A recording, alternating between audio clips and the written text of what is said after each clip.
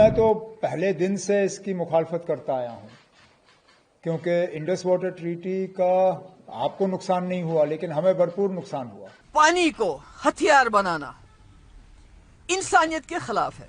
یہ پاکستان یا کسی اور ملک کی اگر کسی ملک کے ساتھ بھی ہمارا پانی چلا جاتا اس کو بند کیا جائے گا میں سمجھتی ہوں انسانیت کے خلاف ہے. ہم نے مرکز کو 2 پروجیکٹس دیے ہیں جو ہمیں لگتا ہے ان پہ کام اگر ہوگا تو ہمیں فائدہ ہوگا. ایک جہلم پہ ایک نیویگیشن بیراج جس کو تلبل نیویگیشن بیراج کہا جاتا ہے سوپور کے پاس، اس سے وولر میں پانی بڑھ جائے گا، جہلم کا لیول بڑھے گا. ایک تو بجلی کی پیداوار جو ہے وہ زیادہ ہوگی اور ہم جہلم پہ جو ہے نیویگیشن کے لیے استعمال کر سکیں گے. آج تک ہمارے پاور پروجیکٹ بنے جن کو 96-97 میں فاروق صاحب نے 8 ہمارے پاور پروجیکٹ NHPC کو دے دیے جس کی وجہ سے ہمیں بہت بڑا نقصان ہوا. میں تو پہلے دن سے اس کی مخالفت کرتا آیا ہوں کیونکہ انڈس واٹر ٹریٹی کا آپ کو نقصان نہیں ہوا لیکن ہمیں بھرپور نقصان ہوا. آپ کی 3 دریائیں جو ہیں آپ کے پاس رکھی گئیں، آپ کو پانی روکنے کا بھی پورا حق ملا، اس کا بھی کچھ حد تک خمیازہ ہم نے بھگتا کیونکہ ڈیم آپ نے بنائے، علاقہ ہمارا ڈوبا. جو آپ کا رنجیت ساگر ڈیم ہے اس کا زیادہ تر حصہ جو پانی کے اندر آیا وہ جموں کشمیر کا آیا اور اس کا جو ہمیں ملنا چاہیے تھا کمپنسیشن وہ نہیں ملا، جو اس کا ہمیں بجلی ملنی چاہیے تھی وہ نہیں ملی، جو اس میں ہمیں روزگار ملنا چاہیے تھا وہ بھی نہیں ملا. لیکن چلیے ایک ہمسائے کے طور پہ ہم نے زیادہ شکایت نہیں کی.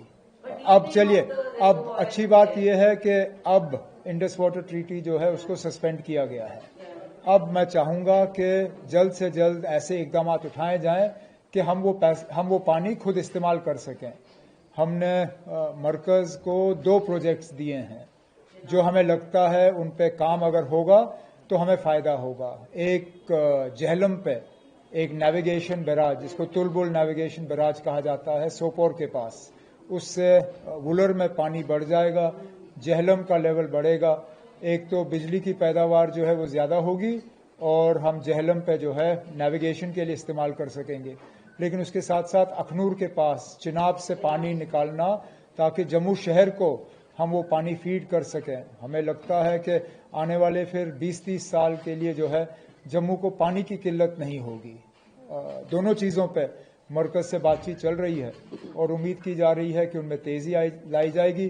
اس کے ساتھ ساتھ جو ہمارے ایگزسٹنگ پروجیکٹس ہیں جو سلٹ سے بھرے ہوئے ہیں، چاہے وہ سلال ہو، دلہستی ہو، باقی ہو، انڈس واٹر ٹریٹی کے تحت ان کی ڈی سلٹنگ ہم کر نہیں پا رہے تھے. اب مجھے لگتا ہے اس موقع کا فائدہ لے کے ان کا سلٹ جو ہے ہمیں خالی کرنا چاہیے.